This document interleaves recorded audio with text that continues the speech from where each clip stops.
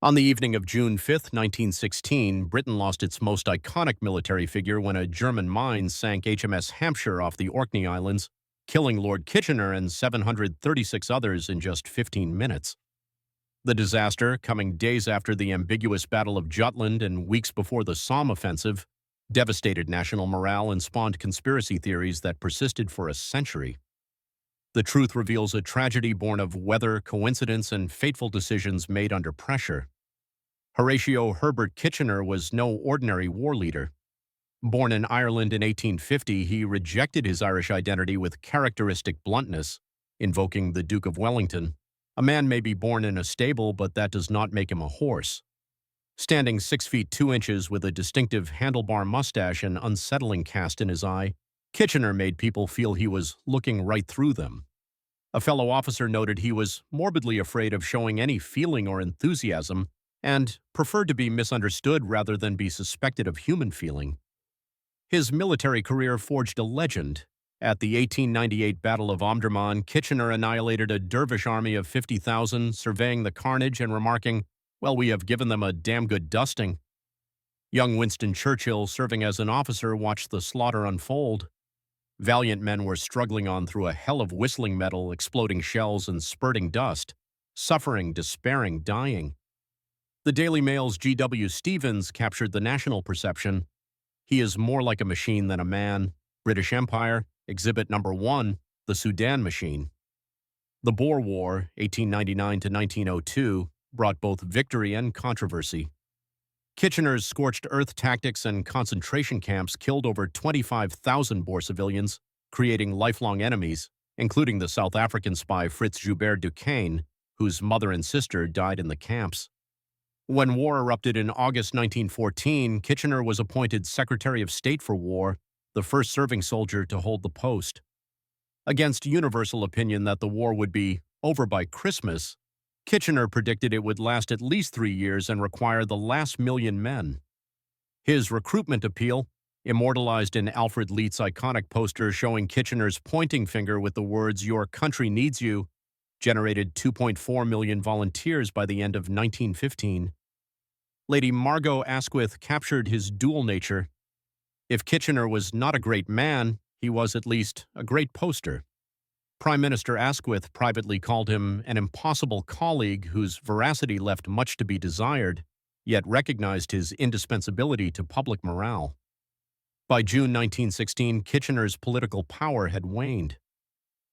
The shell crisis of 1915 stripped him of munitions control. The Gallipoli disaster damaged his reputation further. Yet to the British public, he remained the embodiment of the war effort, which made what happened next all the more devastating. HMS Hampshire was a Devonshire-class armored cruiser, displacing 10,850 tons with a crew complement of 610. Built by Armstrong Whitworth and commissioned in 1905, she carried 4 7.5-inch guns, 6 6-inch guns, and 18 to 20 quick-firing weapons. By 1916 standards, she was aging, her lighter armor overtaken by dreadnought designs, but remained capable for convoy and diplomatic duties. The ship had just participated in the Battle of Jutland, May 31st to June 1st, 1916, the largest naval engagement of the war. Though never directly engaged in combat, Hampshire returned to Scapa Flow on June 3rd and was immediately ordered to prepare for a special mission. Chancellor Reginald McKenna proposed in May 1916 that Kitchener head a confidential diplomatic mission to Russia. Tsar Nicholas II sent a formal invitation on May 14th. The mission's objectives were critical: coordinate military strategy between the eastern and western fronts, address Russia's severe munition shortages, discuss financial support for the struggling Russian war effort, and encourage continued Russian resistance to Germany.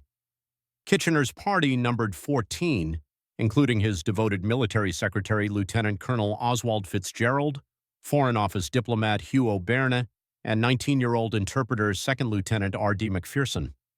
Originally, David Lloyd George was to accompany Kitchener, but withdrew at the last moment to manage the Easter Rising aftermath in Ireland, a decision that would later fuel conspiracy theories. Critically, despite supposed secrecy, Kitchener's private secretary later revealed that the mission had been common knowledge in Russia long before the war secretary had even arrived in Scapa Flow. Kitchener arrived at Scapa Flow the morning of June 5th and lunched with Admiral Sir John Jellicoe aboard HMS Iron Duke. In his 1919 autobiography, Jellicoe recalled Kitchener's urgency. Lord Kitchener impressed me strongly with the idea that he was working to a timetable. He mentioned 3 weeks as the limit of his absence and asked me more than once what I thought was the shortest time in which the passage could be made. The reason for haste, the Battle of the Somme was planned to begin July 1st, just 26 days away. Kitchener intended to return before the offensive launched. A force 9 gale was building from the northeast. Jellicoe urged Kitchener to postpone until conditions moderated. Kitchener refused. He would brook no delay. Jellicoe reluctantly yielded. The original route, east of the Orkneys, was routinely swept for mines but offered no shelter from the northeast gale.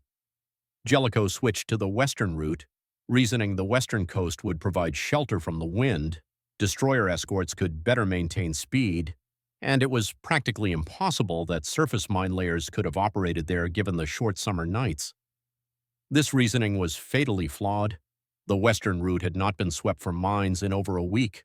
More critically, British intelligence had failed to detect that a new generation of German mine-laying submarines had extended their operating range. At 4:45 p.m., HMS Hampshire departed Scapa Flow, proceeding west around the cliffs of Hoy. Destroyers HMS Unity and HMS Victor joined as escorts an hour later. Then the weather shifted. The gale swung from northeast to northwest, eliminating the sheltered lee effect that had justified the western route. The destroyers struggling against mountainous seas could only make 10 knots. Around 6:30 to 7 p.m., Captain Herbert Seville signaled them to return to port, reasoning the conditions were too extreme for U-boat activity. HMS Hampshire continued alone. Unknown to Jellicoe or Seville, German submarine U-75 had laid 22 contact mines off Marwick Head on May 28th to 29th, just before the Battle of Jutland. Commander Captain Lieutenant Kurt Beitzen, on his first command, placed them at a depth of 7 meters, intending to catch auxiliary vessels. The mines waited, invisible beneath the churning surface. At approximately 7:45 p.m., 1.5 miles northwest of Marwick Head, HMS Hampshire struck one of Beitzen's mines. 11-year-old John Fraser was watching from Fievel, Bersai, when his father called the family outside. Almost immediately, a cloud of dark smoke rose from the water's edge, followed afterwards by a huge explosion, and tongue of flame shot out round the gun turret in front of the foremast, followed by a huge cloud of smoke, yellowish-colored, drifted over Marwick Head in the strong wind. Immediately, they steered her for land, but it was no time till she turned round again. By this time, her bows were down in the water, and her stern propellers were clear of the water. Survivor William Cashman, a leading seaman from Cork, provided the most vivid account. The explosion struck the forward engine room on the port side. A most violent explosion occurred in the foremost part of the ship adjacent to the magazine and foremost boiler room. All lights were extinguished, plunging the ship into total darkness between decks. One poor fellow being minus every particle of flesh practically. The acrid smell of fumes from the exploding mine permeated throughout. The crew knew instantly their ship was doomed. The terrifying roar of rushing water echoed through the vessel, yet discipline held. Lieutenant Matthews shouted through the darkness, "Make way for Lord Kitchener!" The Field Marshal was conducted to the quarterdeck, where 4 military officers were later seen walking calmly as the ship listed. The electric winches that controlled the lifeboats had lost power. 4 boats were launched manually. All were smashed against the ship's side by the mountainous seas, throwing 50 to 60 men into the water. Only 3 Carley floats, rigid cork, and woodlife rafts successfully deployed. Cashman tried to reach Kitchener's quarters. I tried to get to Lord Kitchener's quarters but was unsuccessful, owing to the darkness and obstacles which were in my path. I gave orders then, make way for Lord Kitchener, but as he did not come, there was only one more plan left for me to fulfill. Approximately 15 minutes after the explosion, HMS Hampshire stood perpendicular in the water, propellers slowly revolving. Cashman watched from a raft. The doomed ship sank by the bow and stood perpendicular, then took a mighty plunge and sunk beneath the waves, taking Lord Kitchener with her. Kitchener's body was never recovered. Of approximately 200 men who initially left the ship on rafts and boats, the vast majority would die before dawn. One raft with 40 men picked up 30 more from the water. Only 6 survived to reach shore. Another carrying 40 to 50 men lost all but 4. Cashman spent 12 hours drifting in the freezing North Atlantic. Many died from cold and exposure. There was no protection whatever from exposure and cold. We only had a network to stand on. I was in the center and packed round with dead comrades, and I found great difficulty in getting clear of those. The raft was on its way out to sea again when a huge sea washed me off onto the shore. I climbed the huge cliff then and gave the alarm. Only 12 men survived, all enlisted crew, no officers, no members of Kitchener's party. The survivors were William Bennett, warrant mechanician, John Robert Bowman, able seaman, Horace Llewellyn Buardsell, able seaman, William Cashman, leading seaman, Walter Charles Farndon, stoker first class, William Charles Phillips, shipwright first class, Alfred Ernest Reed, stoker first class, Charles Walter Rogerson, leading seaman, Richard Simpson, able seaman, Frederick Lott Sims, stoker first class, Samuel Edward Sweeney, petty officer first class, Wilfred Wesson, petty officer. The psychological toll endured. Cashman later confessed, "Before retiring at night, for a long time after the disaster, I lived on the frontiers of fear, for I knew that during my few winks of sleep, I would endure again the horrors of that disaster in the form of a nightmare." Controversy surrounded the response. The RNLI offered to launch a lifeboat but was reportedly rejected by Stromness Naval HQ. The first rescue vessels didn't put to sea until 9:45 p.m., nearly 2 hours after the sinking. None picked up a single survivor. All 12 who lived were rescued by local Orkney farmers who spotted the rafts drifting ashore. Reports emerged of armed men stationed round the cliffs to ward off curious locals. A 2016 investigation concluded these rumors did not hold up to close scrutiny, except in just 2 isolated cases. But the perception of a cover-up had already taken root. News reached London on June 6th. For people living at the time, historian Jeremy Paxman noted, the death of Kitchener was akin to the death of JFK or Princess Diana. Newspaper vendors were immediately surrounded by an excited group of passers-by struggling to get a paper. Traffic stopped. Dark-suited men clustered around gentlemen's club notice boards asking, "Is it true?" King George V wrote in his diary, "It is indeed a heavy blow to me and a great loss to the nation and the Allies." He ordered army officers to wear black armbands for 1 week. General Douglas Haig asked, "How shall we get on without him?" A platoon sergeant on the Western Front was heard wailing, "Now we've lost the war. Now we've lost the war." In Yorkshire, a man committed suicide upon hearing the news. A 70-year-old Orkney woman captured the public mood. "It is a national calamity. There was only one Kitchener, and no one can take his place." The contrast between public grief and private sentiment was stark. C.P. Scott, editor of the Manchester Guardian, wrote, "As for the old man, he could not have done better than to have gone down, as he was a great impediment lately." Historian David Laws observed, "Rarely has the death of a revered national figure been the subject of such quiet, private, official relief. The combination of wartime secrecy, rescue controversy, and the near impossibility of accepting that Britain's greatest hero could die by random accident created fertile ground for conspiracy theories." With the Easter Rising concluded just weeks before, rumors spread that Irish Republicans had planted explosives aboard Hampshire. No physical evidence supported this claim, and German submarine records confirmed the minefield's existence. The theory persisted nonetheless, fitting Britain's wartime paranoia about fifth-column saboteurs. The most elaborate claim came from South African Boer spy Fritz Joubert Duquesne, 1877 to 1956, who harbored lifelong hatred for Kitchener over the concentration camps that killed his mother and sister. In a 1932 biography, Duquesne claimed he posed as Russian Duke Boris Zakrevsky, boarded HMS Hampshire with Kitchener, dropped self-igniting water torches to signal German U-boats, jumped overboard and was rescued by a German submarine, and received the Iron Cross for his actions. The story contained numerous improbabilities and no corroborating records. Duquesne, known for using over 30 aliases, was described by biographer Art Ronnie as a master of 4 decades of spying, fraudulent activities, lunacy, and masquerading. He later ran the Duquesne spy ring in World War II and was captured by the FBI in 1941 in the largest espionage conviction in American history. The most incendiary theory came from an unlikely source, Lord Alfred Douglas, the poet infamous as Oscar Wilde's former lover.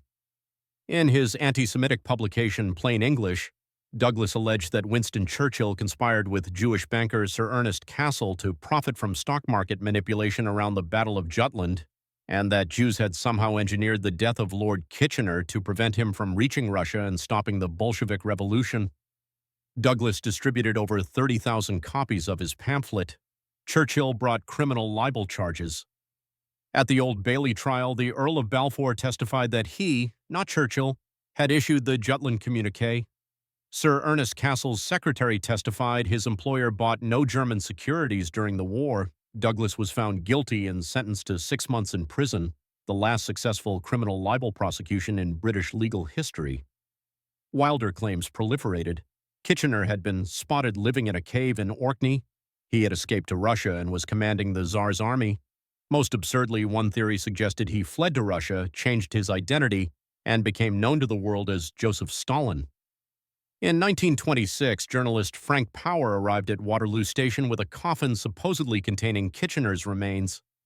When authorities opened it, they found only an uneven layer of tar. The First Sea Lord called Power a most unscrupulous blackguard. Several factors fueled the conspiracies. Official secrecy, as some Admiralty files weren't declassified until 2014 to 2015. The rescue controversy, with reports of locals prevented from helping. Lloyd George's withdrawal, as his last-minute cancellation seemed suspicious. The timing, just days after the ambiguous Battle of Jutland. And human psychology, as stock exchange members cried on June 6th. "This is the work of spies. Shall we any longer tolerate German-born members in our midst?" Two Admiralty investigations, 1916 and 1926, reached identical conclusions. HMS Hampshire struck a German mine laid by U-75. No sabotage, spies, or deliberate targeting of Kitchener occurred.